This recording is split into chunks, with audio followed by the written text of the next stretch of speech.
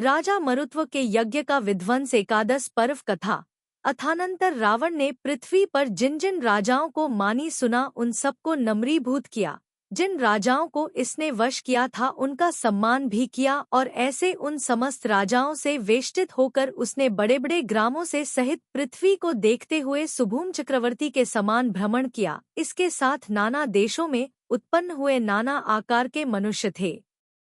वे मनुष्य नाना प्रकार के आभूषण पहने हुए थे, नाना प्रकार की उनकी चेष्टाएं थी और नाना प्रकार के वाहनों पर वे आरूढ़ थे। वह जीर्ण मंदिरों का जीर्णोद्धार कराता जाता था और देवाधिदेव जिनेंद्रदेव की बड़े भाव से पूजा करता था। जैन धर्म के साथ द्वेष रखने वाले दुष्ट मनुष्यों को नष्ट करता था और दरिद्र मनुष्यों को दया से युक्त हो धन से परिपूर्ण करता था।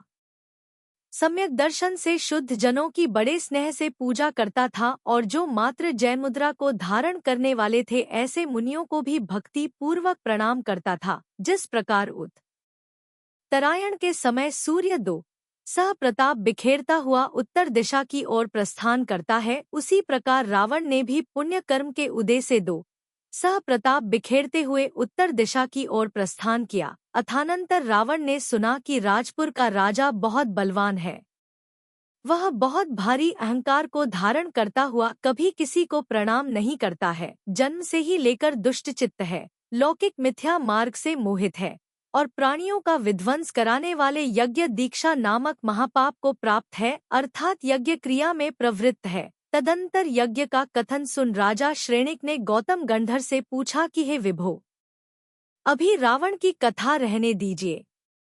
पहले मैं इस यज्ञ की उत्पत्ति जानना चाहता हूँ कि जीवों का विघात करने वाले जिस यज्ञ में दुष्टजन प्रवृत्त हुए हैं। तब गंधर बोले कि हे श्रेणिक, सुन, तूने बहुत अच्छा प्रश्न किया है। इस यज्ञ के द्वारा बहुत से जन मोहित हो रहे हैं। अयोध्या नगरी में इक्ष्वाकुकुल का आभूषण स्वरूप एक ययाति नाम का राजा था और सुरकांता नाम की उसकी रानी थी। उन दोनों के वसु नाम का पुत्र हुआ। जब वह पढ़ने के योग्य हुआ तब क्षीरकदंबक नामक गुरु के लिए सौंपा गया। क्षीरकदंबक की स्त्री का नाम स्वस्तिमती था। किसी एक दिन सर्वशास्त्रों में निपुण क्षीरकदंबक वन के मध्य में नारद आदि शिष्यों को आरण्यक शास्त्र पढ़ा रहा था। वहीं आकाश मार्ग से विहार करने वाले चारण मुनियों का संग विराजमान था। उनमें से एक दयालु मुनि ने इस प्रकार कहा कि इन चार प्राणियों में से एक नरक को प्राप्त होगा। मुनि के वचन सुन क्षीरकदंबक अत्यंत भयभीत हो गया। तदंतर उसने नारद, पर्वत और वसु इन तीनों शिष्यों को अपने अपने घर भेज दिया और वे शिष्य भी बंधन से छोड़े गए बछड़ों के समान संतुष्ट होते हुए अपने अपने घर गए। जब पर्वत अकेला ही घर पहुंचा तब उसकी माता स्वस्तिमती ने पूछा कि हे पुत्र, तुम्हारे पिता कहाँ हैं, जिससे कि तुम अकेले ही आए हो? पर्वत ने माता को उत्तर दिया कि उन्होंने कहा था कि पीछे आते हैं।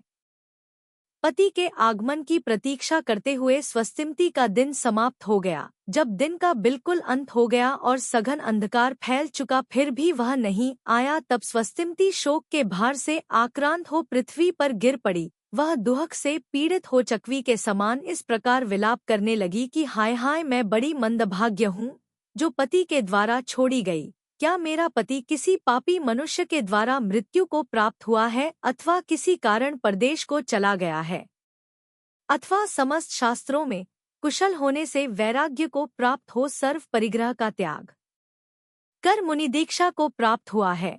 इस प्रकार विलाप करते करते स्वस्तिमती की रात्रि भी व्यतीत हो गई।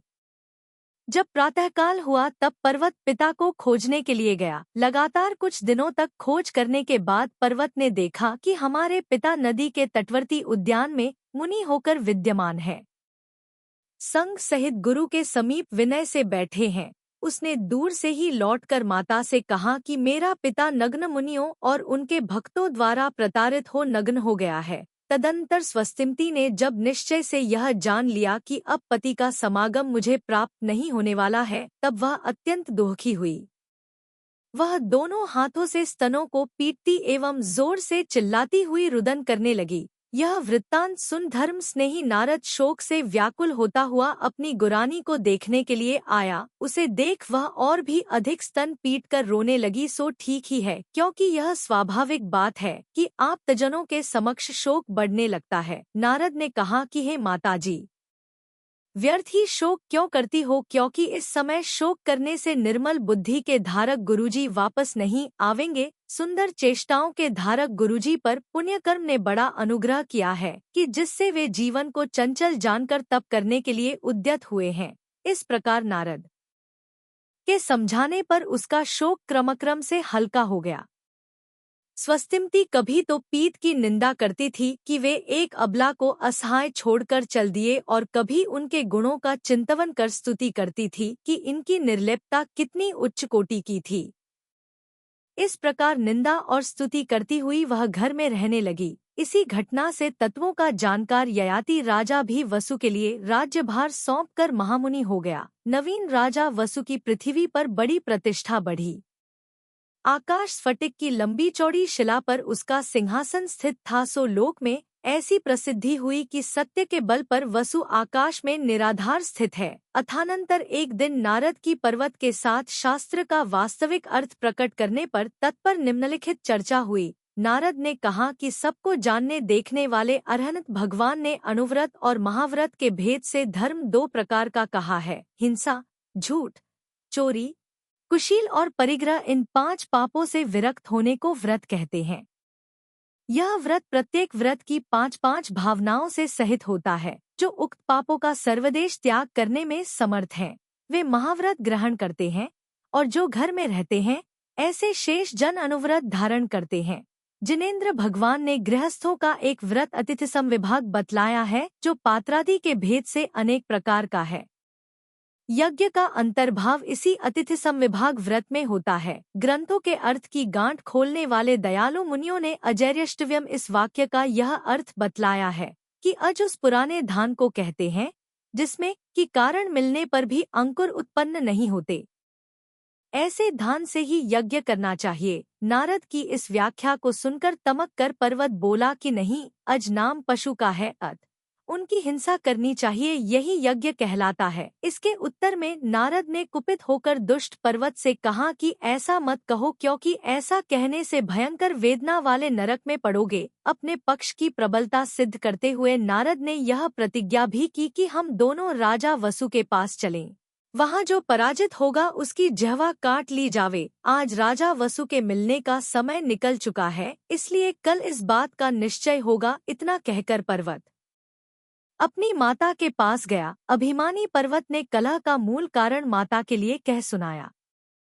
इसके उत्तर में माता ने कहा कि हे पुत्र, तूने मिथ्या बात कही है। अनेकों बार व्याख्या करते हुए तेरे पिता से मैंने सुनी है कि अज उस धान को कहते हैं कि जिसमें अंकुर उत्पन्न नहीं होते। तू देशांतर में जाकर मांस भक्षण करने लगा, इसलिए अभिमान से तूने यह मिथ्या बात कही है। यह बात तुझे दुहक का कारण होगी। हे पुत्र, निश्चित ही तेरी जिह्वा का छेद होगा। मैं अभागिनी पति और पुत्र से रहित होकर क्या करूंगी।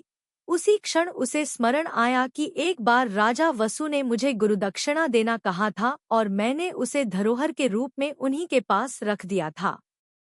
स्मरण आते हो वह तत्काल घबराई हुई राजा वसु के पास पहुंची। यह हमारी गुरानी है, यह विचार कर राजा वसु ने उसका बहुत सत्कार किया, उसे प्रणाम किया, और जब वह आसन पर सुख से बैठ गई तब हाथ जोड़कर विनय से पूछा कि हे गुरानी, मुझे आज्ञा दीजिए। जिस कारण आप आई हैं मैं उसे अभी सिद्ध करता हूँ। आप दुहखी सी क्यों दिखाई देती हैं? इसके उत्तर में स्वस्तिमती ने कहा कि हे पुत्र, मैं तो निरंतर दुहखी रहती हूँ, क्योंकि पति के द्वारा छोड़ी हुई कौन सी स्त्री सुख पाती है।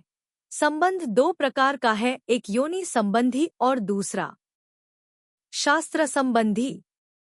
इन दोनों में मैं शास्त्रीय संबंध को ही उत्तम मानती हूँ, क्योंकि यह निर्दोष संबंध है। चूँकि तुम मेरे पीत के शिष्य होअत, तुम भी मेरे पुत्र हो। तुम्हारी लक्ष्मी को देखते हुए मुझे संतोष होता है। हे पुत्र, एक बार तुमने कहा था कि दक्षिणा ले लो, तब मैंने कहा था कि फिर किसी समय ले लूंगी। स्मरण करो, पृथ्वी की रक्षा करने में तत्पर राजा लोग सदा सत्य बोलते हैं। यथार्थ में जो जीवों की रक्षा करने में तत्पर हैं, वे ही ऋषि कहलाते हैं। तुम सत्य के कारण जगत में प्रसिद्ध हो, मेरे लिए वह दक्षिणा दो। गुरानी के ऐसा कहने पर राजा वसु ने विनय से मस्तक झुकाते हुए कहा कि हे माता, तुम्हारे कहने से मैं आज घृणित कार्य भी कर सकता हूँ। जो बात तुम्हारे मन में हो सो कहो, अन्यथा विचार मत करो। तदंतर स्वस्तिमती ने उसके लिए नारद और पर्वत के विवाद का सब वृत्तांत कह सुनाया और साथ ही इस बात की प्रेरणा की कि यद्यपि मेरे पुत्र का पक्ष मिथ्या ही है तो भी तुम इसका समर्थन करो। राजा वसु यद्यपि शास्त्र के यथार्थ अर्थ को जानता था, पर स्वस्तिमती ने उसे बार बार प्रेरणा देकर अपने पक्ष में स्थिर रखा। इस तरह मूर्ख सत्य के वश हो राजा ने उसकी बात स्वीकृत कर ली। तदंतर स्वस्तिमती राजा वसु के लिए बार बार अनेकों प्रिय आशीर्वाद देकर अत्यंत संतुष्ट होती हुई अपने घर गई। अथानंतर दूसरे दिन प्रातःकाल ही नारद और पर्वत राजा वसु के पास गए। कुतूहल से भरे अनेकों लोग उनके साथ थे। 4 प्रकार के जनपद, नाना प्रजाजन, सामंत और मंत्री लोग शीघ्र ही उस वादस्थल में आ पहुंचे। तदंतर सज्जनों के बीच नारद और पर्वत का बड़ा भारी विवाद हुआ। उनमें से नारद कहता था कि अज का अर्थ बीज रहित धान है और पर्वत कहता था कि अज का अर्थ पशु है। जब विवाद शांत नहीं हुआ तब उन्होंने राजा वसु से पूछा कि हे महाराज, इस विषय में गुरु क्षीरकदंबक ने जो कहा था सो आप कहो। आप अपनी सत्यवादिता से प्रसिद्ध हैं। इसके उत्तर में राजा वसु ने कहा कि पर्वत ने जो कहा है वही गुरुजी ने कहा था। इतना कहते ही राजा स्फटिक पृथ्वी पर गिर पड़ा। लोग उस स्फटिक को नहीं जानते थे, इसलिए यही समझते थे कि राजा वसु का सिंहासन आकाश में निराधार स्थित है। नारद ने राजा को संबोधते हुए कहा कि वसु, मिथ्या पक्ष का समर्थन करने से तुम्हारा सिंहासन पृथ्वी पर आ पड़ा है। अतः अब भी सत्य पक्ष का समर्थन करना तुम्हें उचित है। परंतु राजा वसु तो मोहरूपी मदिरा के नशा में इतना निमग्न था कि उसने फिर भी वही बात कही। इस पाप के फलस्वरूप राजा वसु शीघ्र ही सिंहासन के साथ ही साथ पृथ्वी में धंस गया। हिंसा धर्म की प्रवृत्ति चलाने से वह बहुत भारी पाप के भार से आक्रांत हो बहुत भारी वेदना वाली तमस्तम प्रभा नामक 7वीं पृथ्वी में गया। तदंतर पाप से भयभीत मनुष्य राजा वसु और पर्वत को लक्ष्य कर धिक धिक कहने लगे, जिससे बड़ा भारी कोलाहल उत्पन्न हुआ। अहिंसा पूर्ण आचार का उपदेश देने के कारण नारद सम्मान को प्राप्त हुआ। सब लोगों के मुख से यही शब्द निकल रहे थे कि यतो धर्मस्ततो जय, जहाँ धर्म वहाँ विजय। पापी पर्वत लोक में धिक्कार रूपी दंड की चोट खाकर दुखी हो शरीर को सुखाता हुआ कुतप करने लगा। अंत में मरण कर प्रबल पराक्रम का धारक दुष्ट राक्षस हुआ। उसे पूर्व पर्याय में जो अपमान और धिक्कार रूपी दंड प्राप्त हुआ था उसका स्मरण हो आया। वह विचार करने लगा कि लोगों ने मेरा पराभव किया था, इसलिए मैं इसका 2 खदाई बदला लूंगा। मैं कपटपूर्ण शास्त्र रचकर ऐसा कार्य करूंगा कि जिसमें आसक्त हुए मनुष्य तिर्यंच अथवा नरक जैसी दुर्गतियों में जावेंगे। तदंतर उस राक्षस ने मनुष्य का वेश रखा, बाएं कंधे पर यज्ञोपवीत पहना और हाथ से कमंडलू तथा अक्षमाला आदि उपकरण लिए। इस प्रकार हिंसा कार्यों की प्रवृत्ति कराने में तत्पर तथा क्रूर मनुष्यों को प्रिय भयावह शास्त्र का अत्यंत अमांगलिक स्वर में उच्चारण करता हुआ वह दुष्ट राक्षस पृथ्वी पर रमण करने लगा। वह स्वभाव से निर्दय था तथा बुद्धिहीन तपस्वियों और ब्राह्मणों को मोहित करने में सदा तत्पर रहता था। तदंतर जिन्हें भविष्य में दुख प्राप्त होने वाला था, ऐसे मूर्ख प्राणी उसके पक्ष में इस प्रकार पड़ने लगे जिस प्रकार की अग्नि पर पतंगे पड़ते हैं। वह उन लोगों से कहता था कि मैं वह ब्रह्मा हूँ जिसने इस चराचर विश्व की रचना की है। यज्ञ की प्रवृत्ति चलाने के लिए मैं स्वयं इस लोक में आया हूँ। मैंने बड़े आदर से स्वयं ही यज्ञ के लिए पशुओं की रचना की है। यथार्थ में यज्ञ स्वर्ग की विभूति प्राप्त कराने वाला है, इसलिए यज्ञ में जो हिंसा होती है वह हिंसा नहीं है। सौत्रामणि नामक यज्ञ में मदिरा पीना दोषपूर्ण नहीं है और गोसव नामक यज्ञ में अगम्या अर्थात परस्त्री का भी सेवन किया जा सकता है। मातृमेध यज्ञ में माता का और पितृमेध यज्ञ में पिता का वध वेदी के मध्य में करना चाहिए, इसमें दोष नहीं है।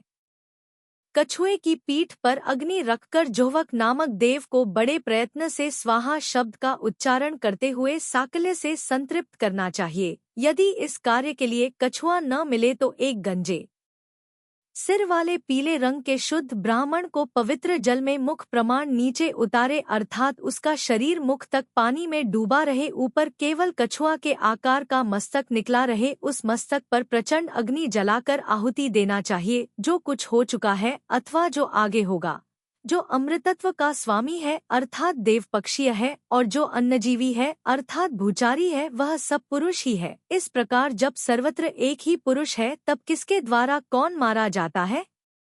अर्थात कोई किसी को नहीं मारता, इसलिए यज्ञ में इच्छानुसार प्राणियों की हिंसा करो। यज्ञ में यज्ञ करने वाले को उन जीवों का मांस खाना चाहिए, क्योंकि देवता के उद्देश्य से निर्मित होने के कारण वह मांस पवित्र माना जाता है। इस प्रकार अत्यंत पापपूर्ण कार्य दिखाता हुआ वह राक्षस पृथ्वी तल पर प्राणियों को यज्ञादि कार्यों में निपुण करने लगा।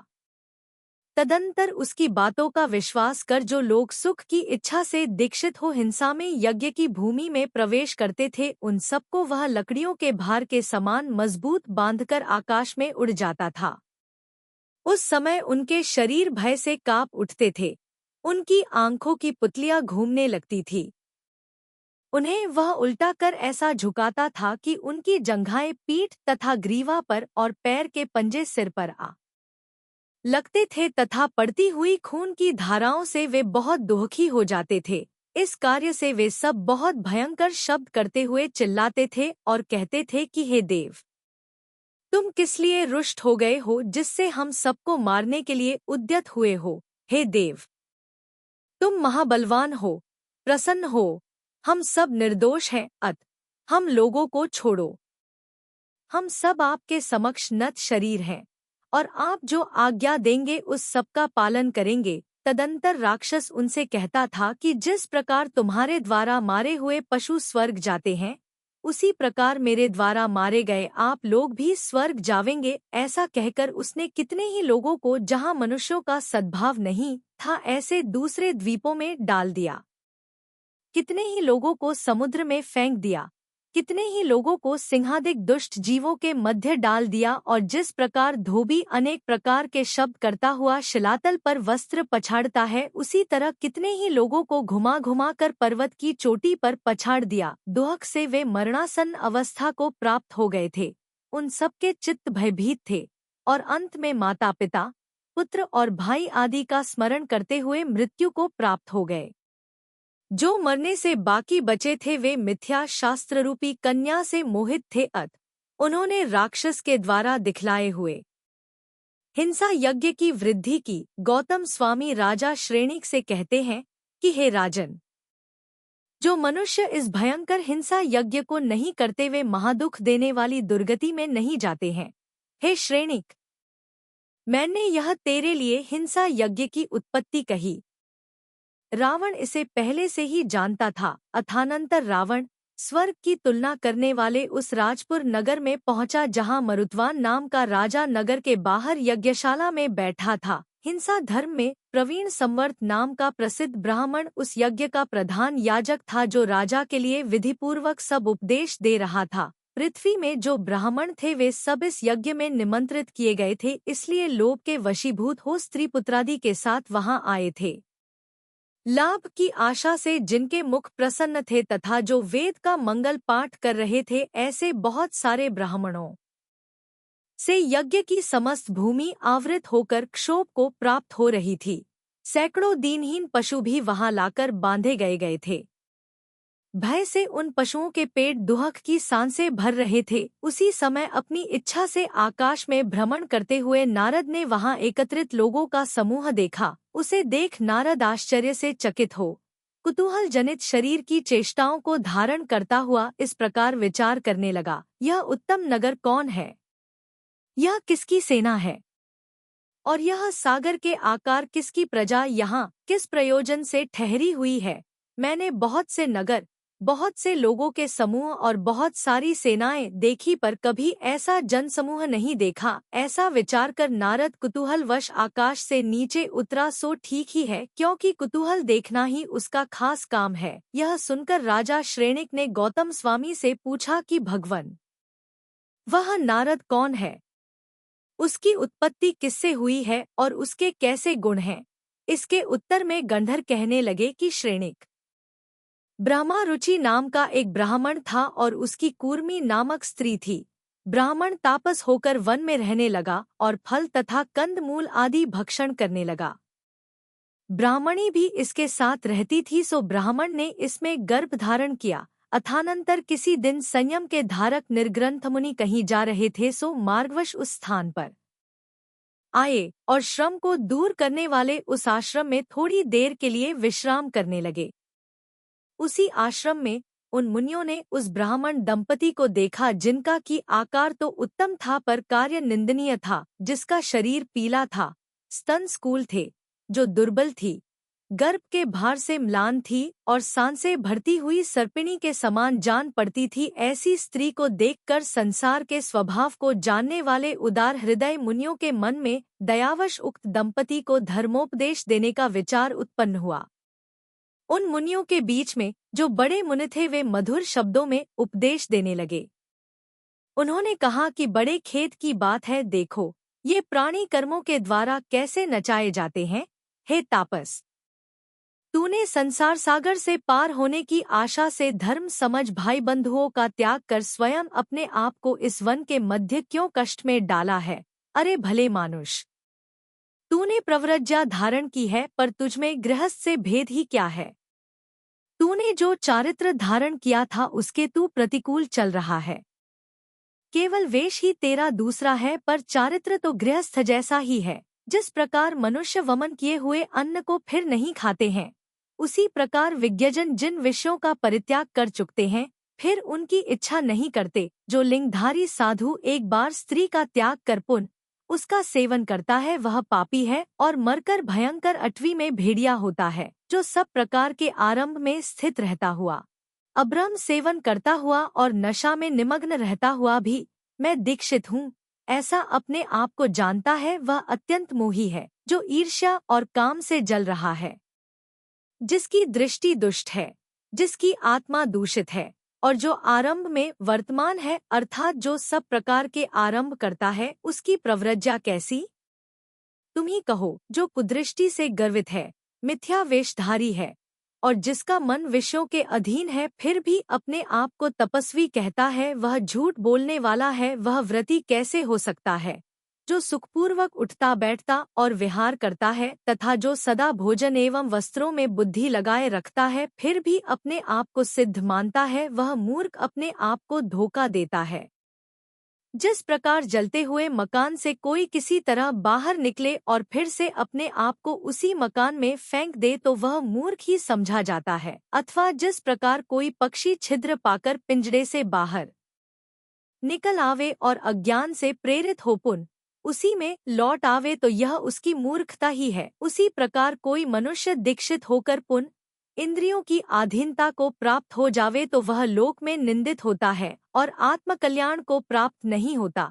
जिनका चित्त एकाग्र है ऐसे सर्वप्रिग्रह का त्याग करने वाले मुनि ही ध्यान करने योग्य तत्व का ध्यान कर सकते हैं। तुम्हारे जैसे आरंभी मनुष्य नहीं। परिग्रह की संगति से प्राणी के रागद्वेष की उत्पत्ति होती है। राग से काम उत्पन्न होता है और द्वेष से जीवों का विघात होता है। जो काम और क्रोध से अभिभूत ही रहा है उसका मन मोह से आक्रांत हो जाता है और जो करने योग्य तथा न करने योग्य कर्मों के विषय में मूढ़ है उसकी बुद्धि विवेकयुक्त नहीं हो सकती। जो मनुष्य इच्छानुसार चाहे जो कार्य करता हुआ अशुभ कर्म का उपार्जन करता है, इस भयंकर संसार सागर में उसका भ्रमण कभी भी बंद नहीं होता। ये सब दोष सत्संग इस ही उत्पन्न होते हैं। ऐसा जानकर विद्वान लोग अपने आप के द्वारा अपने आप का नियंत्रण कर वैराग्य को धारण करते हैं। इस प्रकार परमार्थ का उपदेश देने वाले वचनों से संबोधा गया ब्रह्मा रुचि ब्राह्मण मिथ्यात्व से च्युत हो दिगंबरी दीक्षा को प्राप्त हुआ और अपनी कूर्मी नामक स्त्री से ने स्पृह हो महावैराग्य से युक्त होता हुआ गुरु के साथ सुखपूर्वक विहार करने लगा। उसका गुरु स्नेह ऐसा ही था। कूर्मी ने भी जान लिया कि जीव का संसार में जो परिभ्रमण होता है वह राग के वश ही होता है। ऐसा जानकर वह पाप कार्य से विरत हो शुद्धाचार में निमग्न हो गई। वह मिथ्यामार्गियों का सत्संग छोड़कर सदा जिनभक्ति में ही तत्पर रहने लगी और पति से रहित होने पर भी निर्जन वन में सिंहनी के समान सुशोभित होने लगी। उस धैर्यशालिनी ने 10वें मास में शुभ पुत्र उत्पन्न किया। पुत्र को देखकर कर्मों की चेष्टा को जानने वाली कूर्मी ने विचार किया कि चूंकि महर्षियों ने इस संपर्क को अनर्थ का कारण कहा था, इसलिए मैं इस संपर्क अर्थात पुत्र की संगति को छोड़कर आत्मा का हित करती हूँ। इस शिशु ने भी अपने भवांतर में जो कर्मों की विधि अर्जित की है उसी का यह अच्छा या बुरा फल भोगेगा। घनघोर अटवी, समुद्र अथवा शत्रुओं के पिंजड़े में स्थित जंतु की अपने आप के द्वारा किए हुए कर्म ही रक्षा करते हैं, अन्य लोग नहीं। जिसका काल आ जाता है, ऐसा स्वकृत कर्मों की अधीनता को प्राप्त हुआ जीव माता को गोद में स्थित होता हुआ भी मृत्यु के द्वारा हर लिया जाता है। इस प्रकार तत्व को जानने वाली तापसी ने निरपेक्ष बुद्धि से उस बालक को वन में छोड़ दिया। तदंतर मत्सर भाव से रहित होकर वह बड़ी शांति से आलोक नगर में इंद्रमालिनी नामक आर्यिका की शरण में गई और उनके पास बहुत भारी संवेग से उत्तम चेष्टा की धारक आर्यिका हो गई। अथानंतराकाश में जृंभक नामक देव जाते थे, सो उन्होंने रोदनादि क्रिया से रहित उस पुण्यात्मा बालक को देखा। उन दयालु देवों ने आदर से ले जाकर उसका पालन किया और उसे रहस्य सहित समस्त शास्त्र पढ़ाए। विद्वान होने पर उसने आकाशगामिनी विद्या प्राप्त की और परम यौवन प्राप्त कर अत्यंत दृढ़ अनुव्रत धारण किए। उसने चिन्हों से पहचानने वाली माता के दर्शन किए और उसकी प्रीति से अपने पिता निर्ग्रंथ गुरु के भी दर्शन कर सम्यक दर्शन धारण किया। क्षुल्लक का चारित्र प्राप्त कर वह जटारूपी मुकुट को धारण करता हुआ अवद्वार के समान हो गया, अर्थात न गृहस्थ ही रहा और न मुनि ही, किंतु उन दोनों के मध्य का हो गया। वह कंदर्प, कौतकुच्य और मौखर्य से अधिक स्नेह रखता था। कला देखने को सदा उसे इच्छा बनी रहती थी। वह संगीत का प्रेमी और प्रभावशाली था। राजाओं के समूह उसका सम्मान करते थे। उसके आगमन में कभी कोई रुकावट नहीं करते थे, अर्थात वह राजाओं के अंतःपुर आदि सुरक्षित स्थानों में भी बिना किसी रुकावट के आ जा सकता था और निरंतर कौतूहलों पर दृष्टि डालता हुआ आकाश तथा पृथ्वी में भ्रमण करता रहता था। देवों ने उसका पालन पोषण किया था, इसलिए उसकी सब चेष्टाएं देवों के समान थी। वह देवर्षि नाम से प्रसिद्ध था और विद्याओं से प्रकाशमान तथा आश्चर्यकारी था। अपनी इच्छा से संचार करता हुआ वह नारद किसी तरह राजपुर नगर की यज्ञशाला के समीप पहुंचा और वहां पास ही आकाश में खड़ा होकर मनुष्यों से भरी हुई यज्ञ भूमि को देखने लगा। वहां बंधे हुए पशुओं को देखकर वह दया से युक्त हो यज्ञ भूमि में उतरा। वाद विवाद करने में वह पंडित था ही। उसने राजा मरुत्वान से कहा कि हे राजन, तुमने यह क्या प्रारंभ कर रखा है? तुम्हारा यह प्राणी समूह की हिंसा का कार्य दुर्गति में जाने वालों के लिए द्वार के समान है। इसके उत्तर में राजा ने कहा कि इस कार्य से मुझे जो फल प्राप्त होगा वह समस्त शास्त्रों का अर्थ जानने में निपुण यह याजक पुरोहित जानता है। नारद ने याजक से कहा कि अरे बालक, तूने यह क्या प्रारंभ कर रखा है? सर्वज्ञ भगवान ने तेरे इस कार्य को दुख का कारण देखा है। नारद की बात सुन संवर्त नामक याजक ने कुपित होकर कहा कि अहो, तेरी बड़ी मूर्खता है जो इस तरह बिना किसी हेतु के अत्यंत असंबद्ध बात बोलता है। तुम्हारा जो यह मत है कि कोई पुरुष सर्वज्ञ वितराग है, सो वह सर्वज्ञ वक्ता आदि होने से दूसरे पुरुष के समान सर्वज्ञ वितराग सिद्ध नहीं होता, क्योंकि जो सर्वज्ञ वितराग है वह वक्ता नहीं हो सकता और जो वक्ता है वह सर्वज्ञ वितराग नहीं हो सकता। अशुद्ध अर्थात रागीद्वेषी मनुष्यों के द्वारा कहे हुए वचन मलिन होते हैं और इनसे विलक्षण कोई सर्वज्ञ है नहीं, क्योंकि उसका साधक कोई प्रमाण नहीं पाया जाता। इसलिए अकर्तृक वेद ही 3 वर्णों के लिए अतीन्द्रिय पदार्थ के विषय में प्रमाण है। उसी में यज्ञ कर्म का कथन किया है। यज्ञ के द्वारा अपूर्व नामक ध्रुव धर्म प्रकट होता है, जो जीव को स्वर्ग में इष्ट विषयों से उत्पन्न फल प्रदान करता है। वेदी के मध्य पशुओं का जो वध होता है वह पाप का कारण नहीं है क्योंकि उसका निरूपण शास्त्र में किया गया है, इसलिए निश्चिंत होकर यज्ञ आदि करना चाहिए। ब्रह्मा ने पशुओं की सृष्टि यज्ञ के लिए ही की है, इसलिए जो जिस कार्य के लिए रचे गए हैं उस कार्य के लिए उनका विघात करने में दोष नहीं है। संवर्त के इतना कह चुकने पर नारद ने कहा कि तूने सब मिथ्या कहा है। तेरी आत्मा मिथ्या शास्त्रों की भावना से दूषित हो रही है, इसीलिए तूने ऐसा कहा है। सुन, तू कहता है कि सर्वज्ञ नहीं है सो यदि सर्व प्रकार के सर्वज्ञ का अभाव है तो शब्द सर्वज्ञ, अर्थ सर्वज्ञ और बुद्धि सर्वज्ञ, इस प्रकार सर्वज्ञ के तीन भेद तूने स्वयं अपने शब्दों द्वारा क्यों कहे? स्ववचन से ही तू बाधित होता है। यदि तू कहता है कि शब्द सर्वज्ञ और बुद्धि सर्वज्ञ तो है पर अर्थ सर्वज्ञ कोई नहीं है तो यह कहना नहीं बनता, क्योंकि गो आदि समस्त पदार्थों में शब्द, अर्थ और बुद्धि तीनों साथ ही साथ देखे जाते हैं। यदि पदार्थ का बिल्कुल अभाव है तो उसके बिना बुद्धि और शब्द कहाँ टिकेंगे, अर्थात किसके आश्रय से उस प्रकार को बुद्धि होगी और उस प्रकार शब्द बोला जावेगा और उस प्रकार का अर्थ बुद्धि और वचन के व्यतिक्रम को प्राप्त हो जाएगा। बुद्धि में जो सर्वज्ञ का व्यवहार होता है वह गौण है और गौण व्यवहार मुख्य की अपेक्षा करके प्रवृत्त होता है। जिस प्रकार चैत्र के लिए सिंह कहना मुख्य सिंह की अपेक्षा रखता है, उसी प्रकार बुद्धि सर्वज्ञ वास्तविक सर्वज्ञ की अपेक्षा रखता है। इस प्रकार इस अनुमान से तुम्हारी सर्वज्ञ नहीं है, इस प्रतिज्ञा में विरोध आता है तथा हमारे मत में सर्वथा अभाव माना नहीं गया है। पृथ्वी में जिसकी महिमा व्याप्त है, ऐसा यह सर्वदर्शी सर्वज्ञ कहाँ रहता है? इस प्रश्न के उत्तर में कहा गया है कि दिव्य ब्रह्मपुर में आकाश के समान निर्मल आत्मा सुप्रतिष्ठित है। तुम्हारे इस आगम से भी प्रतिज्ञा वाक्य विरोध को प्राप्त होता है। यदि सर्वथा सर्वज्ञ का अभाव होता तो तुम्हारे आगम में उसके स्थान आदि की चर्चा क्यों की जाती, और इस प्रकार साध्य अर्थ के अनेकांत हो जाने पर अर्थात कच्चित सिद्ध हो जाने पर वह हमारे लिए सिद्ध साधन है, क्योंकि यही तो हम कहते हैं। सर्वज्ञ के अभाव में तुमने जो वक्तृत्व है दिया है सो वक्तृत्व तीन प्रकार का होता है, सर्वथा अयुक्त वक्तृत्व, युक्त वक्तृत्व और सामा वक्तृत्व। उनमें से सर्वथा अयुक्त वक्तृत्व तो बनता नहीं, क्योंकि प्रतिवादी के प्रति वह सिद्ध न है। यदि स्याद्वाद सम्मत वक्तृत्व लेते हो तो तुम्हारा हेतु असिद्ध हो जाता है, क्योंकि इससे निर्दोष वक्ता की सिद्धि हो जाती है। दूसरे आपके जैमिनी आदिक वेदार्थ वक्ता हम लोगों को भी नहीं है। वक्तृत्व हेतु से देवदत्त के समान वे भी सदोष वक्ता सिद्ध होते हैं, इसलिए आपका यह वक्तृत्व हेतु विरुद्ध अर्थ को सिद्ध करने वाला होने से विरुद्ध हो जाता है तथा प्रजापति आदि के द्वारा दिया गया यह उपदेश प्रमाण नहीं हो सकता, क्योंकि वे भी देवदत्तादि के समा रागी द्वेषी ही हैं, और ऐसे रागी द्वेषी पुरुषों से जो आगम कहा जावेगा वह भी सदोष ही होगा। निर्दोष आगम का तुम्हारे यहाँ अभाव सिद्ध होता है।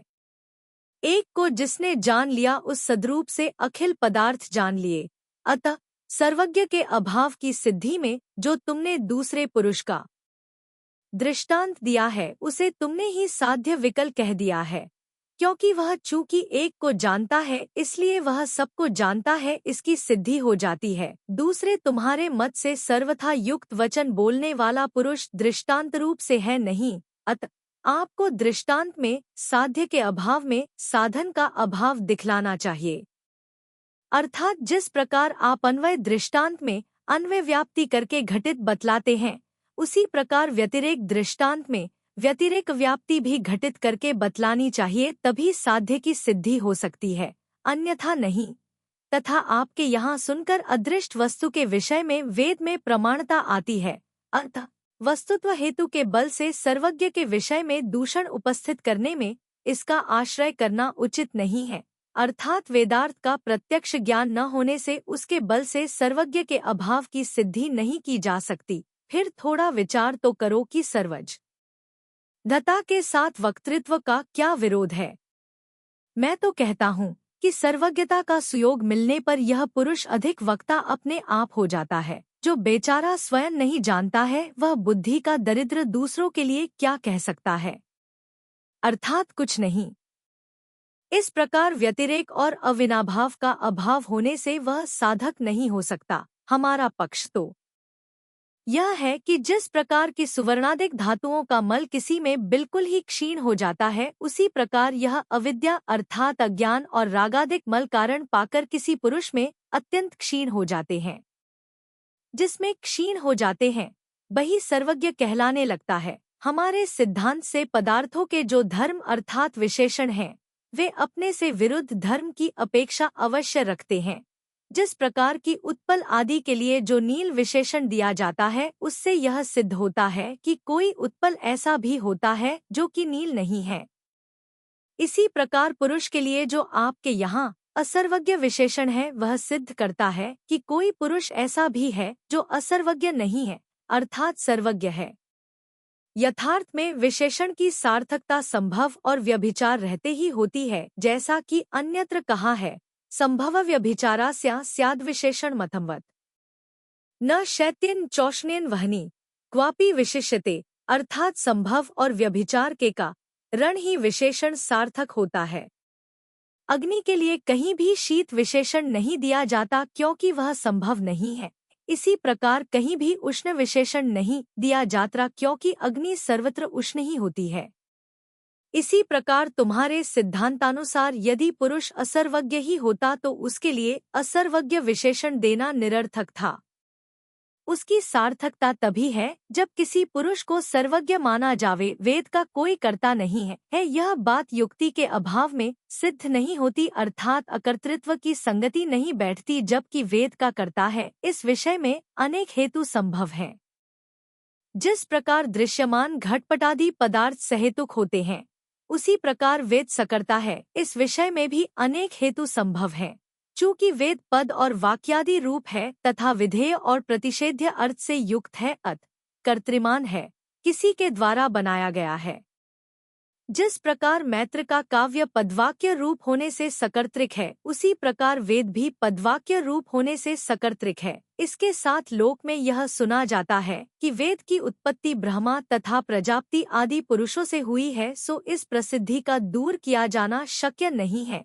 संभवत तुम्हारा यह विचार हो कि ब्रह्मा आदि वेद के कर्ता नहीं है, किंतु प्रवक्ता अर्थात प्रवचन करने वाले हैं, तो वे प्रवचनकर्ता आपके मत से रागद्वेषादि से युक्त ही ठहरेंगे, और यदि सर्वज्ञ हैं तो वे ग्रंथ का अन्यथा उपदेश कैसे देंगे और अन्यथा व्याख्यान कैसे करेंगे, क्योंकि सर्वज्ञ होने से उनका मत प्रमाण है। इस प्रकार विचार करने पर सर्वज्ञ की ही सिद्धि होती है। ब्राह्मण, क्षत्रिय, वैश्य और शूद्र के भेद से जो जाति के 4 भेद हैं, वे बिना हेतु के युक्ति संगत नहीं है। यदि कहो कि वेदवाक्य और अग्नि के संस्कार से दूसरा जन्म होने के कारण उनके देहीविशेष का ज्ञान होता है, सो यह कहना भी युक्त नहीं है। हाँ, जहाँ जहाँ जाति भेद देखा जाता है वहाँ वहाँ शरीर में विशेषता अवश्य पाई जाती है। जिस प्रकार की मनुष्य, हाथी, गधा, गाय, घोड़ा आदि में पाई जाती है। इसके सिवाय दूसरी बात यह है कि अन्य जातीय पुरुष के द्वारा अन्य जातीय स्त्री में गर्भोत्पत्ति नहीं देखी जाती, परंतु ब्राह्मणादिक में देखी जाती है। इससे सिद्ध है कि ब्राह्मणादिक में जाति वैचित्र्य नहीं है।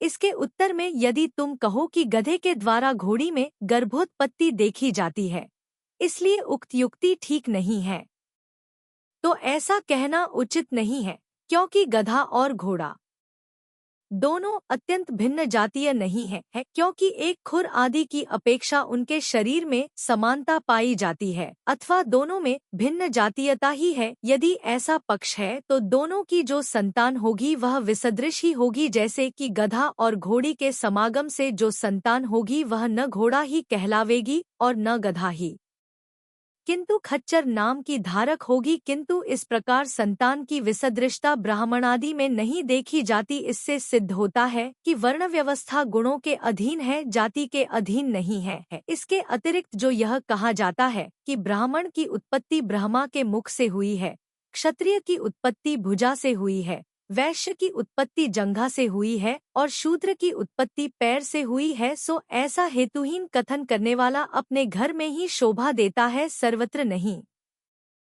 तथा ऋषिशृंग आदि मानवों में जो ब्राह्मणता कही जाती है वह गुणों के संयोग से कही जाती है, ब्राह्मण योनि में उत्पन्न होने से नहीं कही जाती। वास्तव में समस्त गुणों के वृद्धिंगत होने के कारण भगवान ऋषभदेव ब्रह्मा कहलाते हैं और जो सत्पुरुष उनके भक्त हैं वे ब्राह्मण कहे जाते हैं। क्षत अर्थात विनाश से त्राण अर्थात रक्षा करने के कारण क्षत्रिय कहलाते हैं। शिल्प अर्थात वस्तु निर्माण या व्यापार में प्रवेश करने से लोग वैश्य कहे जाते हैं और श्रुत अर्थात प्रशस्त आगम से जो दूर रहते हैं वे शूद्र कहलाते हैं। कोई भी जाति निंदनीय नहीं है, गुण ही कल्याण करने वाले हैं। यही कारण है कि व्रत धारण करने वाले चांडाल को भी गंधरादि देव ब्राह्मण कहते हैं। विद्या और विनय से संपन्न ब्राह्मण गाय, हाथी, कुत्ता और चांडाल आदि के विषय में जो समदर्शी हैं वे पंडित कहलाते हैं, अथवा जो पंडित जन हैं वे इन सब में समदर्शी होते हैं। इस प्रकार ब्राह्मणादिक 4 वर्ण और चांडाल आदि विशेषणों का जितना अन्य वर्णन है वह सब आचार के भेद से ही संसार में प्रसिद्धि को प्राप्त हुआ है। इसके पूर्व तुमने कहा था कि यज्ञ से अपूर्व अथवा अदृष्ट नाम का धर्म व्यक्त होता है, सो यह कहना ठीक नहीं है। यो कि अपूर्व धर्म तो आकाश के समान नित्य है, वह कैसे व्यक्त होगा? और यदि व्यक्त होता ही है तो फिर वह नित्य न रहकर घटादि के समान अनित्य होगा। जिस प्रकार दीपक के व्यक्त होने के बाद रूप का ज्ञान उसका फल होता है, उसी प्रकार स्वर्गादि की प्राप्ति रूपी फल भी अपूर्व धर्म के व्यक्त होने के बाद ही होना चाहिए, पर ऐसा नहीं है। तुमने कहा है कि वेदी के मध्य में पशुओं का जो वध होता है वह शास्त्र निरूपित होने से पाप का कारण नहीं है, सो ऐसा कहना अयुक्त है। उसका कारण सुनो। सर्वप्रथम तो वेद शास्त्र हैं। यही बात असिद्ध है, क्योंकि शास्त्र वह कहलाता है जो माता के समान समस्त संसार के लिए हित का उपदेश दे। जो कार्य निर्दोष होता है उसमें प्रायश्चित्त का निरूपण करना उचित नहीं है, परंतु इस याज्ञिक हिंसा में प्रायश्चित्त कहा गया है इसलिए वह सदोष है। उस प्रायश्चित्त का कुछ वर्णन यहाँ किया जाता है। जो सोमयज्ञ में सोम अर्थात चंद्रमा के प्रतीक रूप सोमलता से यज्ञ करता है, जिसका तात्पर्य होता है कि वह देवों के वीर सोम राजा का हनन करता है, उसके इस यज्ञ की दक्षिणा 112 गौ है। इन 112 दक्षिणाओं में से 100 दक्षिणाएं देवों के वीर सोम का शोधन करती हैं, 10 दक्षिणाएं प्राणों का तर्पण करती हैं, 11वीं दक्षिणा आत्मा के लिए है और जो 12वीं दक्षिणा है वह केवल दक्षिणा ही है। अन्य दक्षिणाओं का व्यापार तो दोषों के निवारण करने में होता है। तथा पशुयज्ञ में यदि पशु यज्ञ के समय शब्द करे या अपने अगले दोनों पैरों से छाती पीटे तो हे अनल, तुम मुझे इससे होने वाले समस्त दोष से मुक्त करो इत्यादि रूप से जो दोषों के बहुत से प्रायश्चित्त कहे गए हैं, उनके विषय में अन्य आगम से प्रकृति में विरोध दिखाई देता है। जिस प्रकार व्याध के द्वारा किया हुआ वध दुहक का कारण होने से पाप बंध का निमित्त है, उसी प्रकार वेदी के बीच में पशु का जो वध होता है वह भी उसे दुहक का कारण होने से पाप बंध का ही निमित्त है। ब्रह्मा के द्वारा लोक की सृष्टि हुई है यह कहना भी सत्य नहीं है, क्योंकि विचार करने पर ऐसा कथन जीर्णतृण के समान निस्सार जान पड़ता है। हम पूछते हैं कि जब ब्रह्मा कृतकृत्य है तो उसे सृष्टि की रचना करने से क्या प्रयोजन है? कहो कि क्रीड़ावश वह सृष्टि की रचना करता है तो फिर कृतकृत्य कहाँ रहा? जिस प्रकार क्रीड़ा का अभिलाषी बालक अकृतकृत्य है, उसी प्रकार क्रीड़ा का अभिलाषी ब्रह्मा भी अकृतकृत्य कहलाएगा। फिर ब्रह्मा अन्य पदार्थों के बिना स्वयं ही रति को क्यों नहीं प्राप्त हो जाता, जिससे सृष्टि निर्माण की कल्पना करनी पड़ी? इसके सिवाय एक प्रश्न यह भी उठता है कि जब ब्रह्मा सृष्टि की रचना करता है तो इसके सहायक करण, अधिकरण आदि कौन से पदार्थ हैं? फिर संसार में सब लोग एक सदृश नहीं हैं, कोई सुखी देखे जाते हैं और कोई दुखी देखे जाते हैं। इससे यह मानना पड़ेगा कि कोई लोग तो ब्रह्मा के उपकारी हैं और कोई अपकारी हैं। जो उपकारी हैं उन्हें यह सुखी करता है और कोई अपकारी हैं उन्हें यह दुखी करता है। इस सब विसंवाद से बचने के लिए यदि यह माना जाए कि ईश्वर कृतकृत्य नहीं है तो वह कर्मों के परतंत्र होने के कारण ईश्वर नहीं कहलावेगा, जिस प्रकार कि आप कर्मों के परतंत्र होने के कारण ईश्वर नहीं है। जिस प्रकार रथ, मकान आदि पदार्थ विशिष्ट आकार से सहित होने के कारण किसी बुद्धिमान मनुष्य के प्रयत्न से निर्मित माने जाते हैं, उसी प्रकार कमल आदि पदार्थ भी विशिष्ट आकार से युक्त होने के कारण किसी बुद्धिमान मनुष्य के प्रयत्न से रचित होना चाहिए। जिसकी बुद्धि से इन सब की रचना होती है वही ईश्वर है। इस अनुमान से सृष्टिकर्ता ईश्वर की सिद्धि होती है, सो यह कहना ठीक नहीं है, क्योंकि एकांतवादी का उक्त अनुमान समीचीनता को प्राप्त नहीं है। विचार करने पर जान पड़ता है कि रथ आदि जितने पदार्थ हैं वे सब एकांत से बुद्धिमान मनुष्य के प्रयत्न से ही उत्पन्न होते हैं। ऐसी बात नहीं है, क्योंकि रथ आदि वस्तुओं में जो लकड़ी आदि पदार्थ अवस्थित है वही रथादिरूप उत्पन्न होता है। जिस प्रकार रथ आदि के बनाने में बढ़ई आदि को क्लेश उठाना पड़ता है, उसी प्रकार ईश्वर को भी सृष्टि के बनाने में क्लेश उठाना पड़ता होगा। इस तरह उसके सुखी होने में बाधा प्रतीत होती है। यथार्थ में तुम जिसे ईश्वर कहते हो वह नाम कर्म है। एक प्रश्न यह भी उठता है कि ईश्वर सशरीर है या अशरीर? यदि अशरीर है तो उससे मूर्तिक पदार्थों का निर्माण संभव नहीं है। यदि सशरीर है तो उसका वह विशिष्टाकार वाला शरीर किसके द्वारा रचा गया है? यदि स्वयं रचा गया है तो फिर दूसरे पदार्थ स्वयं क्यों नहीं रचे जाते? यदि यह भाना जाए कि वह दूसरे ईश्वर के यत्न से रचा गया है तो फिर यह प्रश्न उपस्थित होगा कि उस दूसरे ईश्वर का शरीर किसने रचा? इस तरह अनवस्था दोष उत्पन्न होगा। इस विसंवाद से बचने के लिए यदि यह माना जाए कि ईश्वर के शरीर है ही नहीं तो फिर अमूर्तिक होने से वह सृष्टि का रचयिता कैसे होगा? जिस प्रकार अमूर्तिक होने से आकाश सृष्टि का कर्ता नहीं है, उसी प्रकार अमूर्तिक होने से ईश्वर भी सृष्टि का कर्ता नहीं हो सकता। यदि बढ़ई के समान ईश्वर को कर्ता माना जाए तो वह सशरीर होगा न कि अशरीर। और तुमने जो कहा कि ब्रह्मा ने पशुओं की सृष्टि यज्ञ के लिए ही की है, सो यदि यह सत्य है तो फिर पशुओं से बोझा ढोना आदि काम क्यों लिया जाता? इसमें विरोध आता है। विरोध ही नहीं, यह तो चोरी कहलावेगी। इससे यह सिद्ध होता है कि रागादि भावों से उपार्जित कर्मों के कारण ही समस्त लोग अनादि संसार सागर में विचित्र दशा का अनुभव करते हैं। कर्म पहले होता है कि शरीर पहले होता है?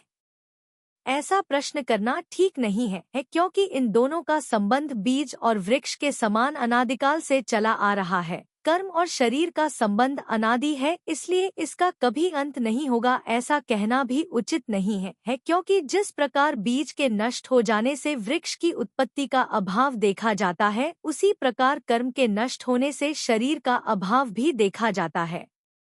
इसलिए पाप कार्य करने वाले किसी द्वेषी पुरुष ने खोटे शास्त्र की रचना कर इस यज्ञ कार्य को प्रचलित किया है। तुम उच्चकुल में उत्पन्न हुए हो और बुद्धिमान मनुष्य हो, इसलिए शिकारियों के कार्य के समान इस पाप कार्य से विरत हो। यदि प्राणियों का वध स्वर्ग प्राप्ति का कारण होता तो थोड़े ही दिनों में यह संसार शून्य हो जाता, और फिर उस स्वर्ग के प्राप्त होने से भी क्या लाभ है, जिससे फिर च्युत होना पड़ता है। यथार्थ में बाह्य पदार्थों से जो सुख उत्पन्न होता है वह दुहक से मिला हुआ तथा परिमाण में थोड़ा होता है। यदि प्राणियों का वध करने से मनुष्य स्वर्ग जाते हैं तो फिर प्राणी वध की अनुमति मात्र से वसु नरक में क्यों पड़ा? वसु नरक गया है, इसमें प्रमाण यह है कि दुराचारी, निज और पर का अकल्याण करने वाले दुष्टचेता ब्राह्मण अपने पक्ष के समर्थन से प्रसन्न हो आज भी हे वसो उठो स्वर्ग जाओ इस प्रकार जोर जोर से चिल्लाते हुए अग्नि में आहुति डालते हैं। यदि वसु नरक नहीं गया होता तो उक्त मंत्र द्वारा आहुति देने की क्या आवश्यकता थी? चूर्ण के द्वारा पशु बनाकर उसका घात करने वाले लोग भी नरक गए हैं। फिर अशुभ संकल्प से साक्षात अन्य पशु के वध करने वाले लोगों की तो कथा ही क्या है। प्रथम तो यज्ञ को कल्पना से कोई प्रयोजन नहीं है, अर्थात यज्ञ की कल्पना करना ही व्यर्थ है। दूसरे, यदि कल्पना करना ही है तो विद्वानों को इस प्रकार के हिंसायज्ञ की कल्पना नहीं करनी चाहिए, उन्हें धर्मयज्ञ ही करना चाहिए। आत्मा यजमान है, शरीर वेदी है, संतोष साकल्य है, त्याग होम है, मस्तक के बाल कुशा है, प्राणियों की रक्षा दक्षिणा है, शुक्ल ध्यान प्राणायाम है, सिद्धपद की प्राप्ति होना फल है, सत्य बोलना स्तंभ है, तप अग्नि है, चंचल मन पशु है और इंद्रिया समिधाएं हैं। इन सब से यज्ञ करना चाहिए, यही धर्मयज्ञ कहलाता है। यज्ञ से देवों की तृप्ति होती है। यदि ऐसा तुम्हारा ख्याल है तो यह ठीक नहीं है क्योंकि देवों को तो मनचाहा दिव्य अन्न उपलब्ध है, जिन्हें स्पर्श, रस, गंध और रूप की अपेक्षा मनोहर आहार प्राप्त होता है। उन्हें इस मांसादिक घृणित वस्तु से क्या प्रयोजन है, जो रज और वीर्य से उत्पन्न है, अपवित्र है, कीड़ों का उत्पत्ति स्थान है तथा जिसकी गंध और रूप दोनों ही अत्यंत कुत्सित हैं। ऐसे मांस को देवलोक किस प्रकार खाते हैं?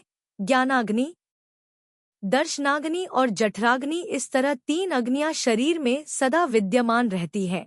विद्वानों को उन्हीं में दक्षिणाग्नि, गार्हपत्याग्नि और आवनीयाग्नि, इन 3 अग्नियों की स्थापना करना चाहिए। यदि भूखे देव होम किए गए पदार्थ से तृप्ति को प्राप्त होते हैं तो वे स्वयं ही क्यों नहीं तृप्ति को प्राप्त हो जाते? मनुष्यों के होम को माध्यम क्यों बनाते हैं?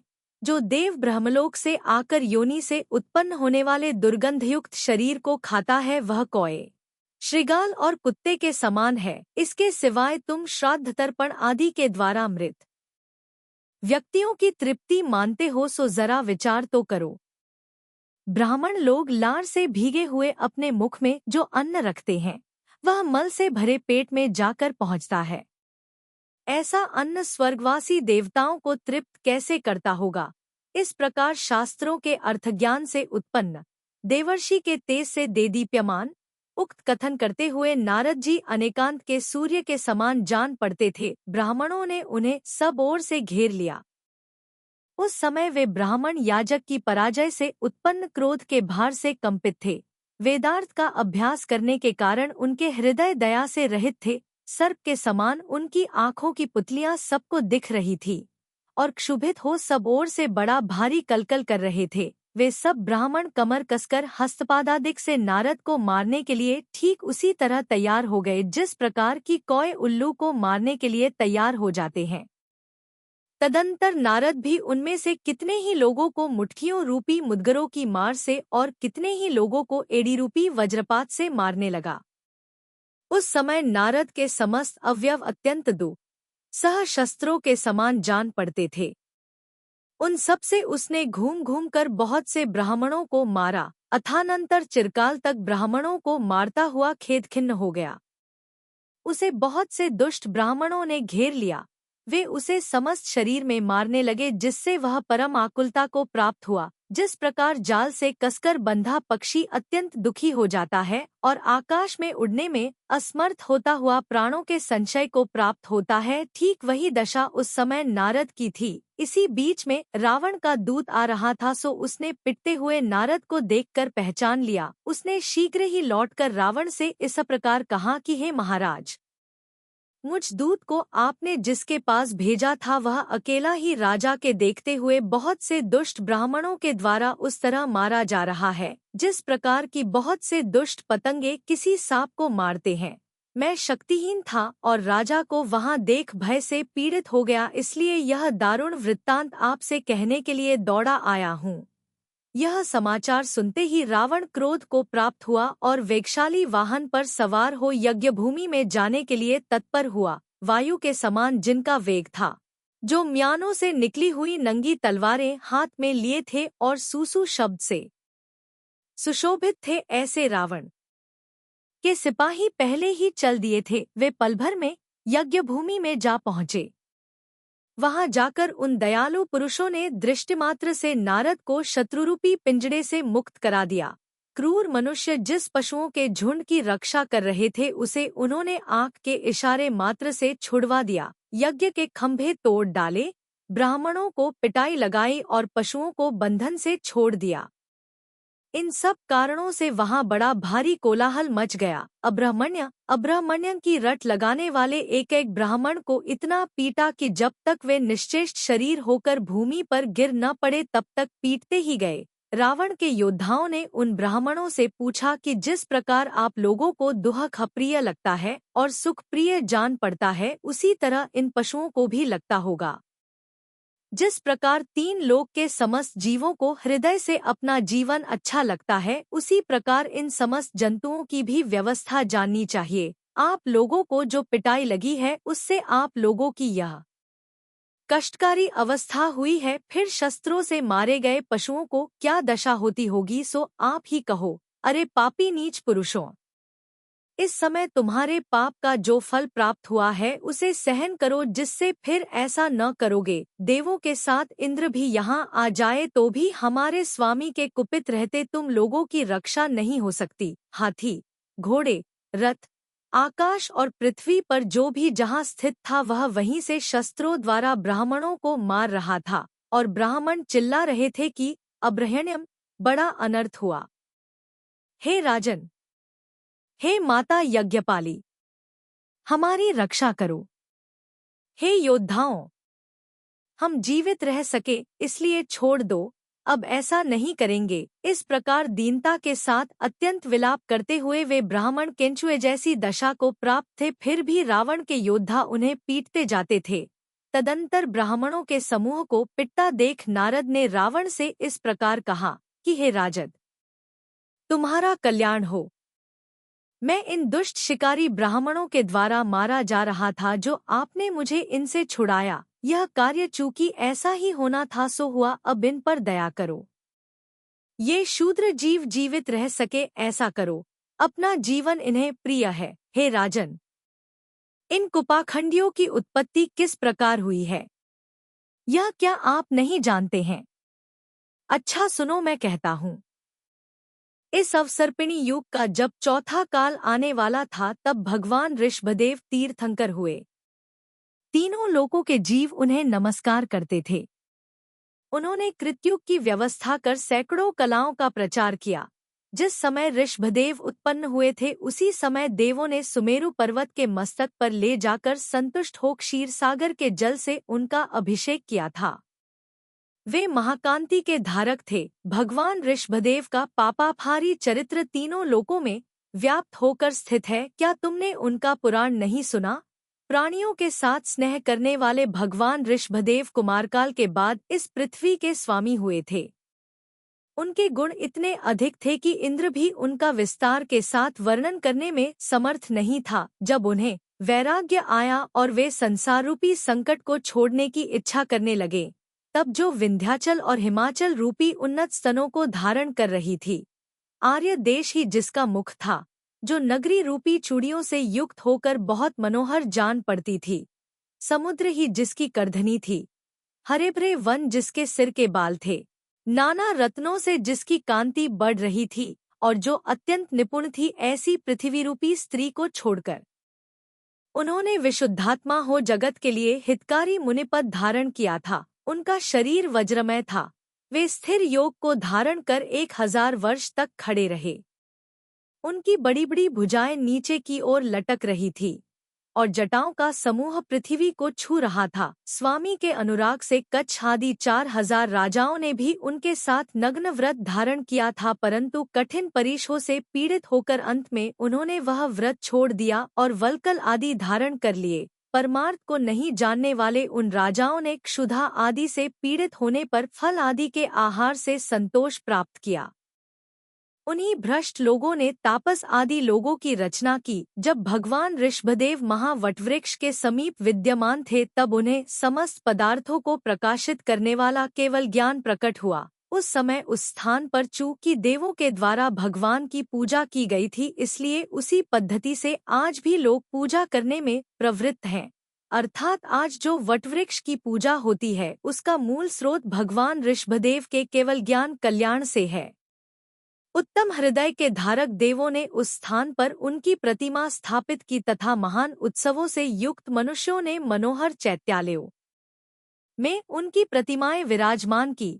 भगवान ऋषभदेव के पुत्र भरत चक्रवर्ती ने तथा इनके पुत्र मरीचि ने पहले प्रमाद और अहंकार के योग से जिन ब्राह्मणों की रचना की थी, वे पानी में विष की बूंदों के समान प्राणियों को दुख देते हुए संसार में सर्वत्र फैल गए। जिन्होंने कुत्सित आचार की परंपरा चलाई है, जो अनेक प्रकार के कपटों से युक्त हैं, जो नाना प्रकार के खोटे खोटे वेश धारण करते हैं और प्रचंड अत्यंत तीक्ष्ण दंड के धारक हैं, ऐसे इन ब्राह्मणों ने इस संसार को मोहित कर रखा है, भ्रम में डाल रखा है। यह समस्त संसार निरंतर प्रवृत्त रहने वाले अत्यंत क्रूर कार्य रूपी अंधकार से व्याप्त है। इसका पुण्य रूपी प्रकाश नष्ट हो चुका है और साधुजनों का अनादर करने में तत्पर है। इस पृथ्वी पर सुभूम चक्रवर्ती ने 21 बार इन ब्राह्मणों का सर्वनाश किया, फिर भी ये अत्यंताभाव को प्राप्त नहीं हुए। इसलिए है दशानन, तुम्हारे द्वारा ये किस तरह शांत किए जा सकेंगे, सो तुम ही कहो। तुम स्वयं उपशांत हो। इस प्राणी हिंसा से कुछ प्रयोजन नहीं है। जब सर्वज्ञ जिनेंद्र भी इस संसार को कुमार्ग से रहित नहीं कर सके, तब फिर हमारे जैसे लोग कैसे कर सकते हैं। इस प्रकार नारद के मुख से पुराण की कथा सुनकर रावण बहुत प्रसन्न हुआ और उसने जिनेंद्र भगवान को नमस्कार किया। इस प्रकार वह नारद के साथ महापुरुषों से संबंध रखने वाली अनेक प्रकार की मनोहर और विचित्र कथाएं करता हुआ क्षण भर सुख से बैठा। अथानंतर नीति के जानकार राजा मरुत्वान ने हाथ जोड़कर तथा सिर के बाल जमीन पर लगाकर रावण को प्रणाम किया और निम्नांकित वचन कहे, हे लंकेश, मैं आपका दास हूँ, आप मुझ पर प्रसन्न होइए। अज्ञानवश जीवों से खोटे काम बन ही जाते हैं। मेरी कनक प्रभा नाम की कन्या है, सो इसे आप स्वीकृत करें, क्योंकि सुंदर वस्तुओं के पात्र आप ही हैं। नम्र मनुष्यों पर दया करना जिसका स्वभाव था और निरंतर जिसका अम्युदय बढ़ रहा था, ऐसे रावण ने कनक प्रभा को विवाहना स्वीकृत कर विधिपूर्वक उसके साथ विवाह कर लिया। राजा मरुत्व ने संतुष्ट होकर रावण के सामंतों और योद्धाओं का वाहन, वस्त्र तथा अलंकार आदि से यथायोग्य सत्कार किया। कनक प्रभा के साथ रमण करते हुए रावण के 1 वर्ष बाद कृतचित्रा नाम की पुत्री हुई। चूंकि उसने देखने वाले मनुष्यों को अपने रूप से चित्र अर्थात आश्चर्य उत्पन्न किया था, इसलिए उसका कृतचित्रा नाम सार्थक था। वह मूर्तिमती शोभा के समान सबका चित्त चुराती थी। विजय से जिनका उत्साह बढ़ रहा था तथा जिनका शरीर अत्यंत तेज पूर्ण था, ऐसे दशानन के शूरवीर सामंत पृथ्वीतल पर जहां तहां क्रीड़ा करते थे। जो मनुष्य राजा इस ख्याति को धारण करता था, वह दशानन के उन बलवान सामंतों को देखकर अपने भोगों के नाश से कातर होता हुआ अत्यंत दीनता को प्राप्त हो जाता था। विद्याधर लोग सुवर्णमय पर्वत तथा नदियों से मनोहर भारतवर्ष का मध्यभाग देखकर परम आश्चर्य को प्राप्त हुए थे। कितने ही विद्याधर कहने लगे कि यदि हम लोग यहीं रहने लगे तो अच्छा हो। निश्चय ही स्वर्ग भी इस स्थान से बढ़कर अधिक सौंदर्य को प्राप्त नहीं है। कितने ही लोग कहते थे कि हम लोग इस देश को देखकर लंका लौटेंगे, इसमें अपने कुटुंब का दर्शन ही मुख्य कारण होगा। कुछ लोग कहते थे कि घर में रहना तो कुछ भी शोभा नहीं देता, जरा इस मनोहर देश का विस्तार तो देखो देखो। रावण की समुद्र के समान विशाल सेना यहाँ किस प्रकार ठहर गई कि परस्पर में दिखाई ही नहीं देती। नेत्रों को हरण करने वाले इस लोक के धैर्य की महानता आश्चर्यकारी है। इस लोक तथा विद्याधरों के लोक का जब विचार करते हैं तो यह लोक ही उत्तम मालूम होता है। राजा मरुत्व के यज्ञ को नष्ट करने वाला रावण जिस जिस देश में जाता था, वहीं के निवासी जन तोरण आदि के द्वारा उसके मार्ग को मनोहर बना देते थे।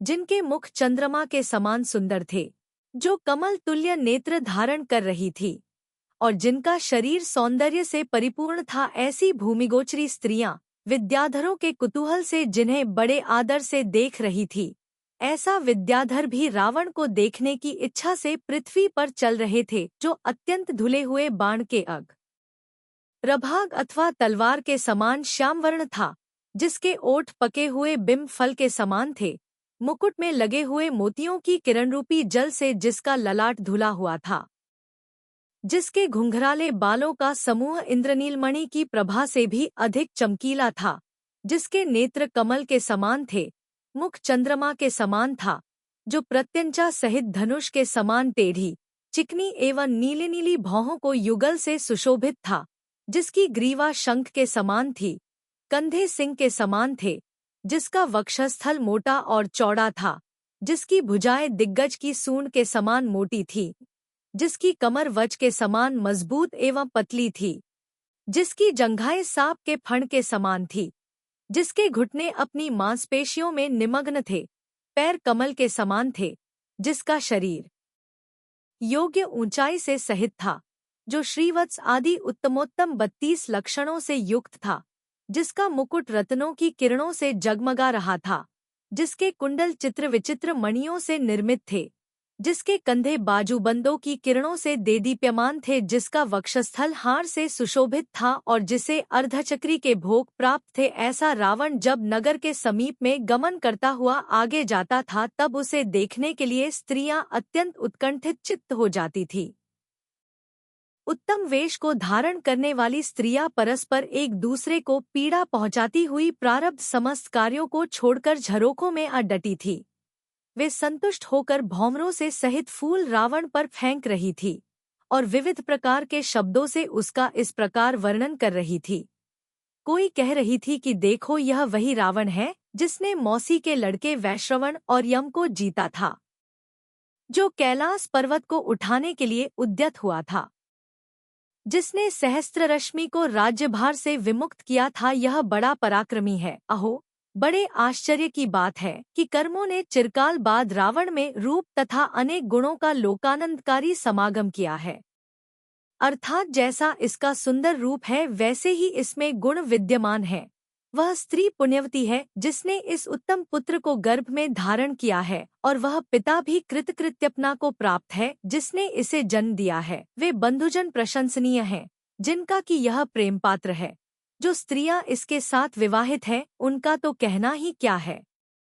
वार्तालाप करती हुई स्त्रियां उसे तब तक देखती रहीं जब तक कि वह उनके विस्तृत नेत्रों का विषय रहा, अर्थात नेत्रों के ओझल नहीं हो गया। मन को चुराने वाला रावण जब नेत्रों से अदृश्य हो गया तब मुहूर्त भर के लिए स्त्रियां चित्रलिखित की तरह निश्चेष्ट हो गईं। रावण के द्वारा उन स्त्रियों का चित्त हरा गया था, इसलिए कुछ दिन तक तो उनका यह हाल रहा कि उनके मन में कुछ कार्य था और वे कर बैठती थी कोई दूसरा ही कार्य। रावण जिस देश का समागम छोड़ आगे बढ़ जाता था, उस देश के स्त्री पुरुषों में एक रावण की ही कथा शेष रह जाती थी, अन्य सबकी कथा छूट जाती थी। देश, नगर, ग्राम अथवा अहीरों की बस्ती में जो पुरुष प्रधानता को प्राप्त थे, वे उपहार ले लेकर रावण के समीप गए। जनपदों में रहने वाले लोग यथायोग्य भेंट लेकर रावण के पास गए और हाथ जोड़ नमस्कार कर संतुष्ट होते हुए निम्न प्रकार निवेदन करने लगे। उन्होंने कहा कि हे राजन, नंदन आदि वनों में जो भी मनोहर द्रव्य हैं, वे इच्छा करने मात्र से ही आपको सुलभ हैं, अर्थात अनायास ही प्राप्त हो जाते हैं। चूंकि आप महावैभव के पात्र हैं, इसलिए ऐसा कौन सा अपूर्व धन है जिसे भेंट देकर हम आपको प्रसन्न कर सकते हैं। फिर भी हम लोगों को खाली हाथ आपका दर्शन करना उचित नहीं है, इसलिए कुछ तो भी लेकर समीप आए हैं। देवों ने जिनेंद्र भगवान की सुवर्ण कमलों से पूजा की थी, तो क्या हमारे जैसे लोग उनकी साधारण वृक्षों के फूलों से पूजा नहीं करते। इस प्रकार नाना जनपद वासी और बड़ी बड़ी संपदाओं को धारण करने वाले सामंतों ने रावण की पूजा की तथा रावण ने भी प्रिय वचन कहकर बदले में उनका सम्मान किया। नाना रत्नमय अलंकारों से सुशोभित अपनी स्त्री के समान सुंदर पृथ्वी को देखता हुआ रावण परम प्रीति को प्राप्त हुआ। रावण मार्ग के कारण जिस जिस देश के साथ समागम को प्राप्त हुआ था, वहां की पृथ्वी अकृष्ट पच्य धान्य से युक्त हो गई थी। परम हर्ष को धारण करने वाले लोग रावण के द्वारा छोड़े हुए पृथ्वीतल को तथा उसकी अत्यंत निर्मल कीर्ति को अनुराग रूपी जल से सींचते थे। किसान लोग इस प्रकार कह रहे थे कि हम लोग बड़े पुण्यात्मा हैं, जिससे कि रावण इस देश में आया। हम लोग अब तक खेती में लगे रहे, हम लोगों का सारा शरीर रूखा हो गया, हमें फटे पुराने वस्त्र पहनने को मिले, हम कठोर स्पर्श और तीव्र वेदना से युक्त हाथ पैरों को धारण करते रहे और आज तक कभी सुख से अच्छा भोजन भी प्राप्त नहीं हुआ। इस तरह हम लोगों का काल बड़े क्लेश से व्यतीत हुआ, परंतु इस भव्य जीव के प्रभाव से हम लोग इस समय सर्व प्रकार से संपन्न हो गए हैं। जिन देशों में यह कल्याणकारी रावण विचरण करता है, वे देश पुण्य से अनुग्रहित तथा संपत्ति से सुशोभित है। मुझे उन भाइयों से क्या प्रयोजन जो कि दुख दूर करने में समर्थ नहीं है।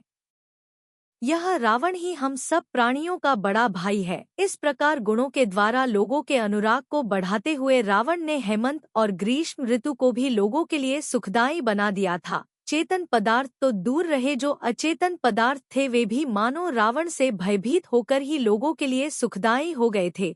रावण का प्रयाण जारी था कि इतने में वर्षा ऋतु आ गई, जो ऐसी जान पड़ती थी मानो हर्ष के साथ रावण की अगवानी करने के लिए ही आई थी। बलाका बिजली और इंद्रधनुष से शोभित महानीलगिरी के समान काले काले मेघ जोरदार गर्जना करते हुए ऐसे जान पड़ते थे मानो सुवर्ण मालाओं को धारण करने वाले शंख और पताकाओं से सुशोभित हाथी ही इंद्र ने रावण के लिए उपहार में भेजे हों। मेघों के समूह से समस्त दिशाएं इस प्रकार अंधकार युक्त हो गई थी कि लोगों को रात दिन का भेद ही नहीं मालूम होता था, अथवा जो मलिनता को धारण करने वाले हैं उन्हें ऐसा ही करना उचित है कि वे संसार में प्रकाश और अंधकार से युक्त सभी पदार्थों को एक समान कर देते हैं। पानी की बड़ी मोटी धाराएं रुकावट रहित पृथ्वी और आकाश के बीच में इस तरह संलग्न हो रही थी कि पता ही नहीं चलता था कि ये मोटी धाराएं ऊपर को जा रही हैं या ऊपर से नीचे फिर रही हैं। मानवती स्त्रियों ने जो मान का समूह चिरकाल से अपने मन में धारण कर रखा था वह मेघों की जोरदार गर्जना से क्षण भर में नष्ट हो गया था। जिनकी भुजाएं रुंझुन करने वाली चूड़ियों से युक्त थी, ऐसी मानवती स्त्रियां मेघ गर्जना से डरकर पति का गाढ़ आलिंगन कर रही थी। मेघों के द्वारा छोड़ी हुई जल की धाराएं यद्यपि शीतल और कोमल थी, तथापि वे पथिक जनों का मर्म विदारण करती हुई दर्शकों की समानता को प्राप्त हो रही थी। जिसकी आत्मा अत्यंत व्याकुल थी, ऐसे दूरवर्ती पथिक का हृदय धाराओं के समूह से इस प्रकार खंडित हो गया था मानो अत्यंत पैने चक्र से ही खंडित हुआ हो। कदम के नए फूल से बेचारा पथिक इतना अधिक मोहित हो गया कि वह क्षण भर के लिए मिट्टी के पुतले के समान निश्चेष्ट हो गया। ऐसा जान पड़ता था कि क्षीर समुद्र से जल ग्रहण करने वाले मेघ मानो गायों के भीतर जा घुसे थे। यदि ऐसा न होता तो वे निरंतर दूध की धाराएं कैसे झराते रहते। उस समय के किसान रावण के प्रभाव से महाधनवान हो गए थे, इसलिए उस वर्षा के समय भी वे व्याकुल नहीं हुए थे। घर की मालकिन एक व्यक्ति के लिए जो भोजन तैयार करती थी उसे सारा कुटुंब खाता था, फिर भी वह समाप्त नहीं होता था। इस प्रकार रावण समस्त प्राणियों के लिए महोत्सव स्वरूप था। सो ठीक ही है, क्योंकि पुण्यात्मा जीवों का सौभाग्य कौन कह सकता है। रावण नील कमलों के समूह के समान श्याम वर्ण था और जोरदार शब्द करता था। इससे ऐसा जान पड़ता था मानो स्त्रियों को उत्सुक करता हुआ साक्षात वर्षाकाल ही हो। मेघों की गर्जना के बहाने मानो रावण का आदेश पाकर ही समस्त राजाओं ने रावण को नमस्कार किया था। नेत्रों को हरण करने वाली भूमिगोचरियों की अनेक कन्याएं रावण को प्राप्त हुई, सो ऐसी जान पड़ती थी मानो आकाश को छोड़कर बिजलियां ही उसके पास आई हों। जिस प्रकार पयोधरभ्राक्रांता अर्थात मेघों के समूह से युक्त उत्तम वर्षाएं किसी पर्वत को पाकर क्रीड़ा करती हैं, उसी प्रकार पयोधरभ्राक्रांता अर्थात स्तनों के भार से आक्रांत कन्याएं पृथ्वी का भार धारण करने में समर्थ रावण को पाकर क्रीड़ा करती थी। वर्षा ऋतु में सूर्य छिप गया, सो ऐसा जान पड़ता था मानो विद्याभिलाषी रावण की उत्कृष्ट कांति देख लज्जा और भय से व्याकुल होता हुआ कहीं भाग गया था। चंद्रमा ने देखा कि जो काम मैं करता हूँ वही रावण का मुख करता है, ऐसा मानकर ही मानो वह कहीं चला गया था। तारा भी अंतर्हित हो गए थे, सो ऐसा जान पड़ता था मानो ताराओं ने देखा कि रावण के मुख से हमारा स्वामी चंद्रमा जीत लिया गया है। इस भय से युक्त होकर ही वे कहीं भाग गई थी। रावण की स्त्रियों के हाथ और पैर हमसे कहीं अधिक लाल हैं, ऐसा जानकर ही मानो कमलों का समूह लजाता हुआ कहीं छिप गया था, जो मेखला रूपी बिजली से युक्त थी तथा रंगबिरंगे वस्त्र रूपी इंद्रधनुष को धारण कर रही थी और पयोधर अर्थात स्तनों पक्ष में मेघों से आक्रांत थी। ऐसी रावण की स्त्रियां ठीक वर्षा ऋतु के समान जान पड़ती थी, जिसने गूंजती हुई भ्रमर पंक्ति को आकृष्ट किया था। ऐसे श्वासोच्छ्वास की वायु से रावण केतकी के फूल और स्त्रियों की गंध को अलग अलग नहीं पहचान सका था। जिसके दूर दूर तक प्रचुर मात्रा में सुंदर घास उत्पन्न हुई थी और जहां नाना फूलों से समुत्पन्न गंध घ्राण को व्याप्त कर रही थी, ऐसे गंगा नदी के लंबे चौड़े सुंदर तट को पाकर रावण ने सुखपूर्वक वर्षाकाल व्यतीत किया। गौतम स्वामी राजा श्रेणिक से कहते हैं कि हे राजन, पुण्यात्मा मनुष्यों का नाम सुनकर ही लोग उन्हें प्रणाम करने लगते हैं। अनेक विषयों की प्राप्त कराने वाले सुंदर स्त्रियों के समूह उन्हें प्राप्त होते रहते हैं। आश्चर्य के निवासभूत अनेक ऐश्वर्य उनके घर उत्पन्न होते हैं और कहाँ तक कहा जाए, सूर्य भी उनके प्रभाव से शीतल हो जाता है। इसलिए सबको पुण्यबंध के लिए प्रयत्न करना चाहिए। 383 इस प्रकार आर्ष नाम से प्रसिद्ध रविशेणाचार्य के द्वारा कथित पद्मचरित में राजा मरुत्व के यज्ञ के विध्वंस का वर्णन करने वाला 11वां पर्व समाप्त हुआ।